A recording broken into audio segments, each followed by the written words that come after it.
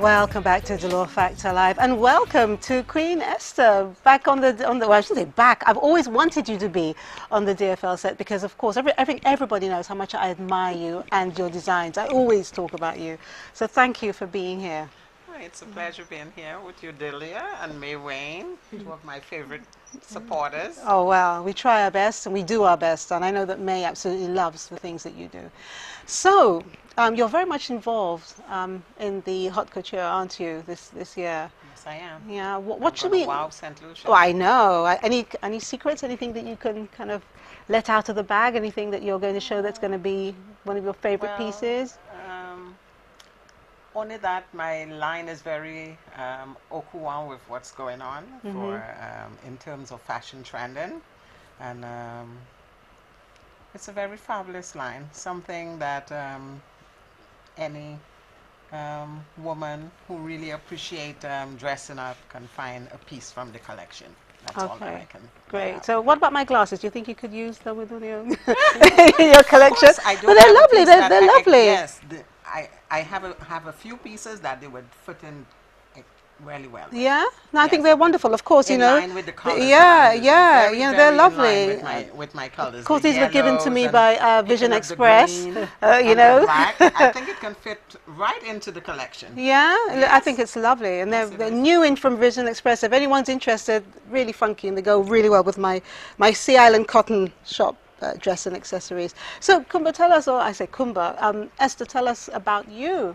I know all about you because I've interviewed you for She, but, you know, in a nutshell, because I know there's just so much. Where were you born? I was born at Riverside Road in Castries, St Lucia. Whoa, okay. But you didn't always stay there, did you? No, I was born there, and then later up my mom moved to York Hill, Leclerc, where I grew up, and that's where I really discovered my interest in design. And how did you discover it?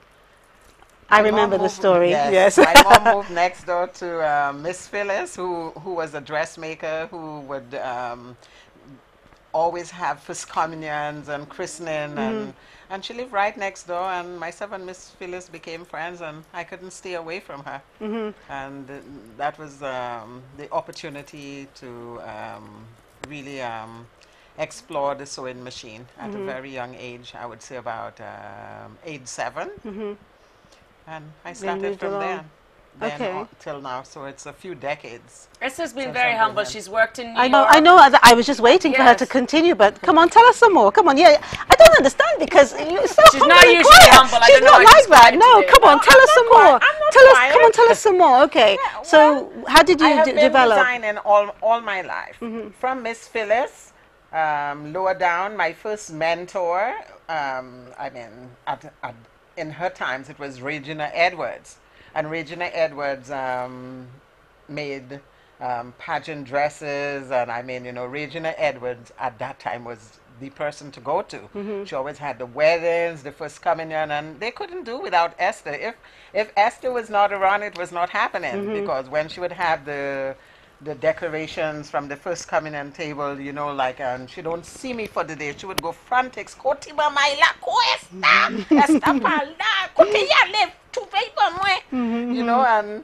she would just go off, and I have to be there. And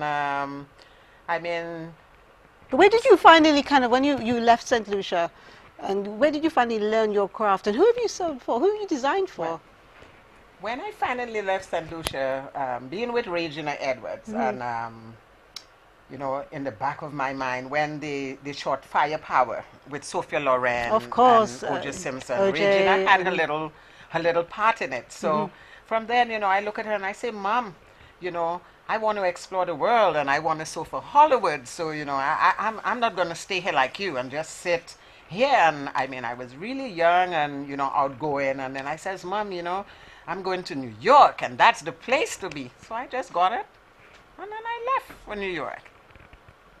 You got up and left? I just got it and left. By then I was earning enough money, and I got up at age 17 and I went to New York. Not like most people who would be going to some family member. I had my money in my pocket and I went to New York. And when I got there, of course, I had a few friends who Brian and Linus, who were dancers, because I also danced with Peter St Lucia, and then later I danced with Vincent, who used to do limbo dancing.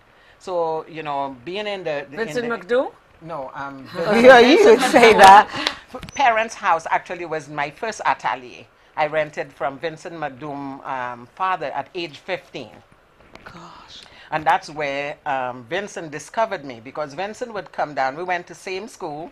I played netball at the Viboutais school, and Vincent would come downstairs and watch me sew during the night. She taught Vincent how to sew. Yeah, and I taught Vincent how Wow, to sew. that's amazing. So, But going back to New York, how did York. you get involved in, you know, the Hollywood set? okay, well, getting into New York, the two dancers had moved to Bronx, New York, and I told them that I would be coming. So they picked me up at the airport. And when I arrived in New York, I walked down White Plains Road, which is Bronx, New York. And of course, you know, being a dancer, I'm very much into music. So I walked right into Brad's record store, who was a music producer for most of the big Jamaican artists. Myself and Brad's became friends, and he was like a father to me. And I came back to St. Lucia, went shopping, because at age 17, I would sew. And again, because of the challenge of accessing fabric in St. Lucia, I traveled first. Before New York, I actually went to Puerto Rico to get fabrics to make my first pageant dress, which I got first runner-up. In that year, Esma. Anybody remember Esma? I remember, yes. Esma Greaves. Yeah. Okay, so Esma won, and I won first runner-up, and I went to Puerto Rico. And in traveling, you know, I discover all the things that they don't have in St. Lucia. So I, became a speculator at a very early age. I was only 16, still living by Vincent McDoom. And then I would, like how the Syrians do, just pack all my things in a bag and get into my vehicle and go around and offer to people in the community of St. Lucia.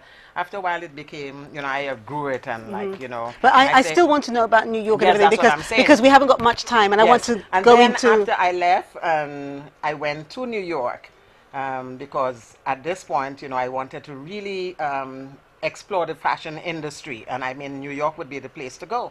So after about a year or so later, I went into New York, and I discovered Brad's record store. And opposite Brad's was this sweatshop. So that that was my first entrance into the fashion industry into New York. She was a Grenadian lady, and she allowed me to sew there. Actually, I had to run from the immigration. When they were coming, they would notify me the immigration is there, because I overstayed. Yes, I did. I went my through all of gosh. this. People probably don't know. And then, you know, they would say, they come in, and then I would just dart to the back door and go across the road by Brad. my gosh, the things that you do for things that That's you're right. passionate. Because I didn't go to New York, like I say, with, you know, having family or applying. You know, I Yes. just knew what I wanted to do, and I went to everything that most people don't expect of a 17-year-old. I did it, and I went there and was able. Brad got me a room, and I Okay, went. I can see some. Let's talk, but we're coming to some pictures here. So, tell us about this. Okay, this photo, that's our St. Lucian model, Jamila Vivia Lisson.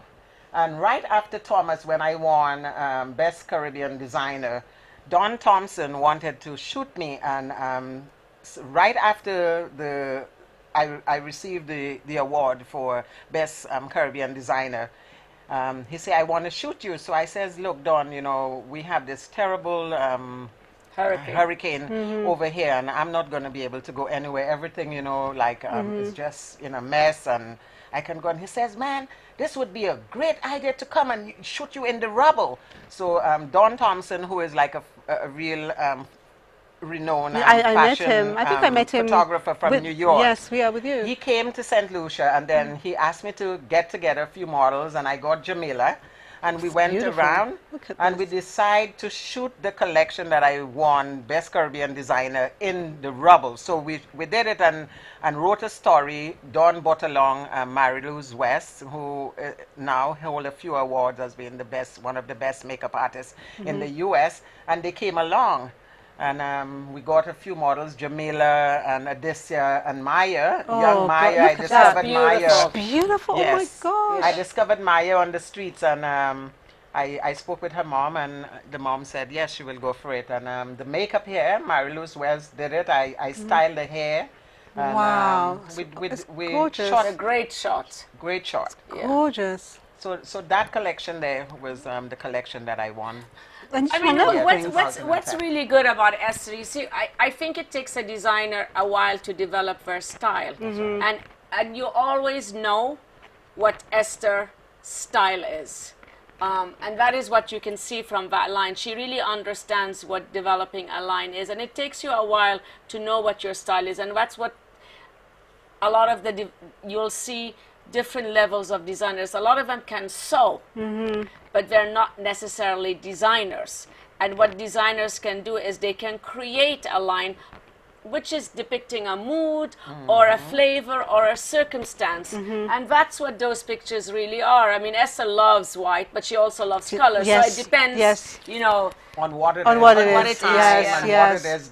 Again, it depends on what market I'm sewing Yes, for. exactly. Because we have to be realistic. If we're in the Caribbean, we don't have access to dry cleaners. No. And it's very limited. So I had to go through all of this research of finding what material would suit And even the if we had Caribbean. dry cleaners, we still wouldn't like to use them because we don't have time.